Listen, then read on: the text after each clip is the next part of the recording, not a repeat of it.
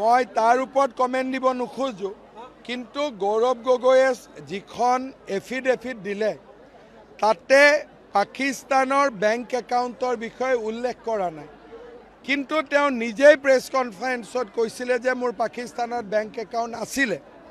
গতিকে ইলেকশ্যনৰ এফিডেভিটত তেওঁৰ পৰিয়ালৰ পাকিস্তানৰ বেংক একাউণ্টৰ ডিটেইলছ তেওঁ দিব লাগিছিল, নিদিয়াটো ভুল হৈছে। চাওক, মই এটা আপোনাক কওঁ,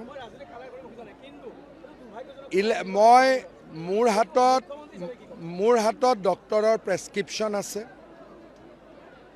এইটো ইলেকশ্যনৰ লগত ঘটনা হয় নে নাটক হয়, এই দুইটাৰ মাজত তদন্তৰ প্ৰয়োজনীয়তা আছে।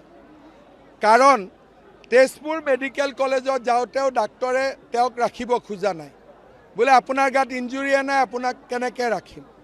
তেজপুৰ মেডিকেল কলেজ এখন গভৰ্ণমেণ্ট মেডিকেল কলেজ, সেইকাৰণে তেখেত যিহেতু কংগ্ৰেছ দলৰ প্ৰাৰ্থী আৰু কংগ্ৰেছ দলৰ কোনো কথাই তদন্ত নোহোৱাকৈ বিশ্বাস কৰিব নালাগে।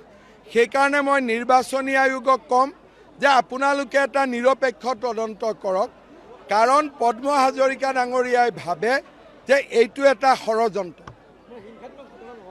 ডক্টৰে প্ৰেছক্ৰিপশ্যনেতো কোনো ইঞ্জুৰি কথা নকয়। তেজপুৰ মেডিকেল কলেজত লৈ যোৱা হৈছিল, মেডিকেল কলেজৰ ডাক্তৰে কৈছে কোনোতো ইঞ্জুৰি নাই।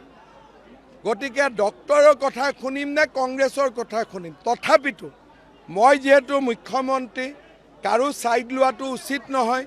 সেইকাৰণে মই নিৰ্বাচনী আয়োগক ক'ম যে আপোনালোকে এটা নিৰপেক্ষ তদন্ত দিয়ক, আমাৰ কোনো আপত্তি নাই।